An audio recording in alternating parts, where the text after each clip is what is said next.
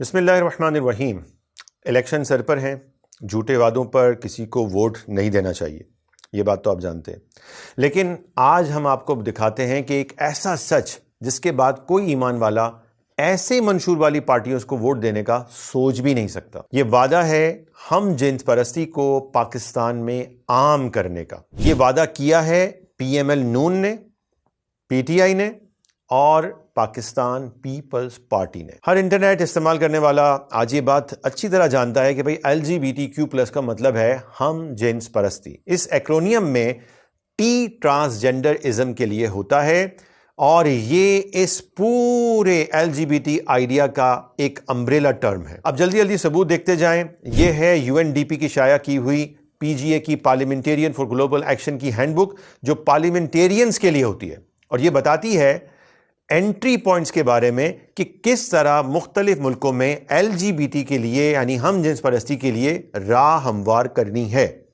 PGA کی web site بھی دیکھ لیجئے۔ اس کے مقاصد میں شامل ہے کہ دنیا بھر میں سوجی آئیڈیاز یعنی sexual orientation and gender identity, SOGI ideas جنس بدلنے اور ہم جنس پرستی کو تسلیم کرنے کے آئیڈیاز ہیں، اور PGA کے صدر ہیں پاکستان پیپلز پارٹی کے سینئر سیاستدان سید نوید قمر، اور یہ ایک عالمی تنظیم ہے جس کا ہیڈ کوارٹر نیو یارک میں واقع ہے۔ ہینڈ بک پر واپس آتے ہیں اور دیکھتے ہیں کہ نوید قمر نے کیا کارنامہ انجام دیا تھا۔ یہ لیجئے جناب، پڑھیں کیا لکھا ہے۔ پاکستان میں transgender persons protection of rights act 2018 کے لیے تمام پارٹیز کو راضی کرنے بلکہ اس ایکٹ کو اسپانسر کرنے میں سید نوید قمر کا مکمل کردار موجود ہے۔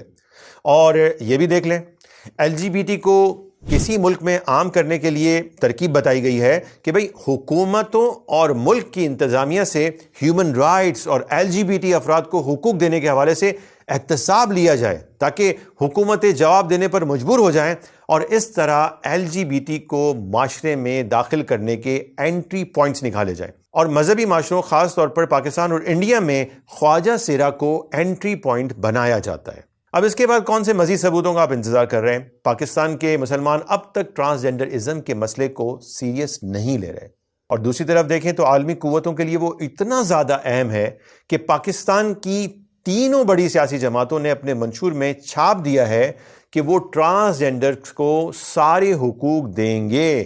ٹرانسجنڈرازم ان کے لیے اتنا اہم ہے کہ آپ سوچیں، سارے مکاتب فکر کے علماء نے ٹرانسجنڈر ایکٹ کے خلاف فتوے دیے ہیں۔ پاکستان کیا جو اسلامی نہضیاتی کونسل ہے اس نے اپنی رپورٹ شائع کی ہے۔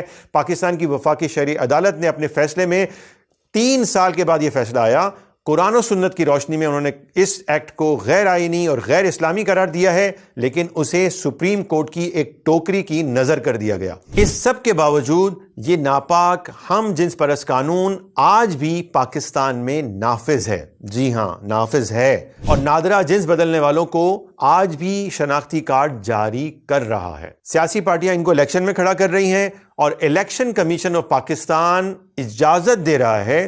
آپ کو پتہ ہے کہ بہت ساری تنظیموں کو، پارٹیوں کو اجازت نہیں مل رہی، لیکن ٹرانسجنڈر کو جو ہے وہ بخوشی اجازت دی گئی ہے۔ اس بار جو ملک کی بڑی پارٹیوں نے منشور دیے ہیں اس میں پیپلز پارٹی، نون لیگ اور PTI تینوں نے وعدہ کیا ہے کہ وہ ٹرانسجنڈرز کو تمام حقوق دیں گے۔ نون لیگ نے تو واضح طور پر فخریہ بیان کیا ہے کہ ہمارے دور میں ٹرانسجنڈرز کو شناختی کارڈ جاری کیے گئے تھے۔ ٹرانسجنڈر ایکٹ بھی نواز لیگ کی حکومت کے بالکل آخری سیشن میں بغیر کسی بحث کے پاس کیا گیا تھا۔ PTI نے ٹرانسجنڈر رولز بنا کر لاگو کیے تھے۔ پیپلز پارٹی نے تو ٹرانسجنڈرز کو اس طرح کھلی اجازت اور عہدے دیے ہیں جیسے یہ ان کے کسی خاص مشن کا حصہ ہو، اور PDM کی حکومت میں شہباز شریف نے، آپ کو یاد ہوگا کہ راتوں رات سرمد کھوسٹ کی متنازع فلم پر سے پابندی ہٹوائی تھی اور اسے تھیٹرز میں چلانے کا آرڈر دیا تھا۔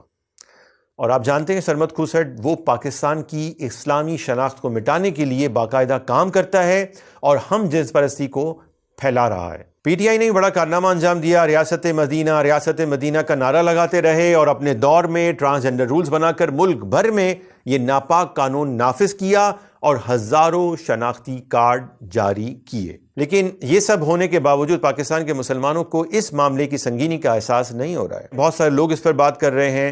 آپ ٹرانسجنڈر کیا ہوتا ہے اس کے لیے آج ہی ہماری یہ ویڈیو ضرور دیکھ لیں تاکہ آپ اس عذاب کو اپنے گھر تک آنے سے روکنے کا کوئی نہ کوئی انتظام کر سکیں۔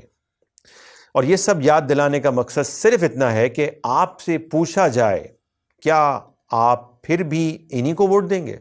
کیا آپ اللہ کے باغی بنیں گے؟ کیا آپ حضرت لوط علیہ السلام کی ہم جنس پرست قوم پر آنے والے عذاب کو بھول چکے ہیں؟ کیا آپ کو اس بات کا احساس زندہ ہے کہ کل اللہ اور اس کے رسول کے سامنے کھڑے ہو کر آپ کو اپنے اس عمل کا بھی حساب دینا ہوگا؟ یاد رکھیں، یہ جتنی بھی جماعتیں ہیں جو سیکولر لبرل آئیڈیاز کے ساتھ ہیں اور بڑا اسلامک ٹچ دے کر چل رہی ہوتی ہیں، ریاست و سیاست سے دین کو نکالنا چاہتی ہیں۔ ان میں سے کوئی کم چور ہے، کوئی زیادہ چور ہے، لیکن سب کا مشن ایک ہی ہے۔ اور اگر جو اپنے مشن پر زیادہ استقامت اور سچائی کے ساتھ کام کرے گا تو نتیجہ کیا نکلے گا کہ وہ دین کو اتنا ہی زیادہ نقصان پہنچائے گا۔ اب اس ساری صورتحال میں ہمارا اسٹینڈ کیا ہونا چاہیے؟ ہمیں کیا کرنا چاہیے؟ ہمارا اسٹینڈ بہت زیادہ کلیئر ہونا چاہیے۔ ہم کسی ایسی جماعت کو سپورٹ نہیں کریں جو اللہ اور اس کے رسول سے بغاوت کرنے والی ہے۔